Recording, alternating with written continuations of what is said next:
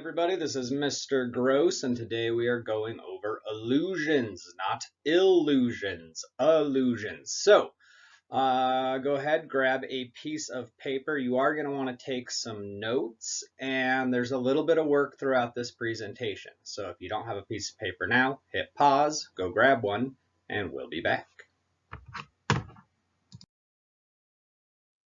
So the definition of an allusion is a reference to an object, person, or event that holds literary, historical, social, or political value or importance. And that goes a little bit further because the reader really needs to understand what you're referring to. If your reader doesn't have the context or doesn't understand what you're referring to, this allusion isn't going to hold any meaning. So allusion, if the reader does understand it, so you really do have to know your audience. Allusion is one way that writers can really infuse a literary work with description and elaboration without having to use more than a few words. Right now, this definition can be a little bit cumbersome, so I want you to rewrite this definition in your own words, either in your binders or on your piece of paper that you have in front of you.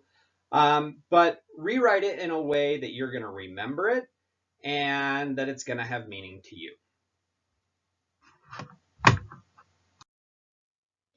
So as I said earlier, allusions really are expected to contain meaning for the audience. If they don't mean anything to your audience, then your allusion really isn't doing anything. If your audience doesn't understand it, they're not going to really increase understanding more fully. And that's another thing allusions really are expected to do. Also, allusions help determine tone. Tone often is confused with mood. So tone is the emotion that the author is trying to get through. Mood, on the other hand, is what the reader takes away from that writing. So it's important to distinguish the difference between those two. So tone, and you might want to write this definition down, tone is the way the author expresses their attitude through their writing. Mood is how you interpret that writing. So tone can change really quickly, or it can also remain the same throughout the story. It's kind of like emotion throughout a day. So tone's expressed by the use of syntax, and syntax is the way a sentence is put together. Your point of view changes tone, your diction being the specific words that are used, changes tone, and the level of formality in your writing. So if you're a student and you're writing an email to a teacher, you would probably keep that pretty formal. That definitely impacts tone. But I think everybody knows when we're writing a text to a friend, that tone automatically changes because the formality goes down. And tone in writing, I think this confuses a lot of people, but it's really not any different from tone in your voice. So you know that sometimes it's not what you say, but how you say it. And this is exactly the same with writing. Every adjective, every adverb that you use, again, diction, your sentence structure, the imagery that you're going to show with your tone, all of this impacts your writing. So the definition of tone is the way the author expresses his or her attitude through their writing. So in pretty broad strokes, we've gone over allusion and we've talked about tone a little bit. I want to give you a few examples so this makes a little bit more sense, and then give you an opportunity to give an example of your own. So let's take the word Eden. Eden is a biblical allusion. So if I were to say, I went camping the other day and the site we found, man, it was like Eden. When Eden is used, what do you think of, and what type of imagery is brought up, and what do you think that tone is? To me, Eden is this perfect place. It's very lush, it's very green, and it's very peaceful. So when Eden is used as an illusion, as that biblical illusion, that's what I think of, and it sets this very peaceful, very serene tone for me. Also, using illusions can help us understand the reader's or the author's attitude towards something. So, for the instance, Hades. If I said, man, I went down to Arizona and it was hotter than Hades down there, what does that make you think of? And what tone do you think that helps the author achieve?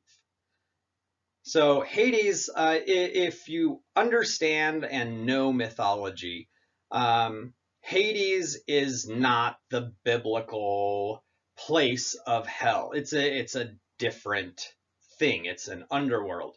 But I think most folks nowadays associate Hades with hell. So if I said it's hotter than Hades, I would really be drawing on that reference to this place that's full of fire. So this brings out kind of a negative attitude towards that spot in Arizona or wherever I might choose to use that illusion in conjunction with. So I do want you to try to create your own illusion of a place that helps describe your attitude towards that place. So close your eyes. I want you to think of a place, and this can be a fantastic place. This can be a place that is just awful to you. And I want you to try to connect that with a word or a place that's known biblically in mythology, or maybe this is a social illusion or a historical illusion. So go ahead, hit pause on the video and try to use an illusion to describe a place that's in your mind. Now, a little bit more practice with illusions, and this is really going to help you with the illusions worksheet that you have. I've given you two examples, and for each of these examples, I want you to do two things. I want you to briefly explain what that illusion makes you think of, and what type of tone it might help the writer achieve. And you might have to look them up. If you do have to look them up, that's totally fine.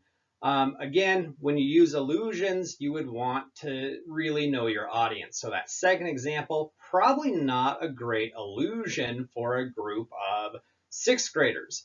A lot of you might not or might be familiar with who Marie Curie is or was. But again, know your audience. So for he's a real Einstein. I want you to try and think about what that term makes you think of and the type of tone it could help the author achieve. And then second thing I want you to do is identify that type of illusion. And there's a number of different types of illusions. So an illusion can be biblical, mythological, historical, literary, or social. And a lot of people get historical and social mixed up because they're both things that have happened or people that do or did exist. What helps me keep these things kind of sorted in my own mind is historical is a while ago. If it's 20 or 30 years ago, some people could argue, hey, that's really social. Some people would argue, no, that's historical. The truth is, it doesn't really matter that much. Now, if it was 60, 70, 100 years ago, I would call that historical. If the person is no longer living, I would also call that historical unless they died recently. Second thing you have to do, identify the type of illusion, biblical, mythological, historical, literary, or social.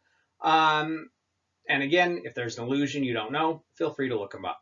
Try that first one, hit pause right now, and see what you can get. Okay. What I came up with was Einstein was a genius. When I hear his name, I think of people that are really, really smart. And the tone, at least in my opinion, would be really complimentary. You could also say, you know what? I think you could say he's a real Einstein two ways, like, oh, he's a real Einstein, or you could say, oh, he's a real Einstein. So depending on how it's said, I think the tone changes significantly. So if I said he's a real Einstein, that would be really complimentary. But if I said, oh, you're a real Einstein, that would be derogatory, basically the opposite of complimentary, because I'd be using it as sarcasm. Um, Part B. Now, this is a historical allusion. It wouldn't be social because Einstein's no longer alive, and when he was working, that was a bit ago. So, historical. Now let's try Marie Curie. Some of you might be familiar with who she was, some of you might not. If you do need to look her up, go ahead and look her up and see what you can get.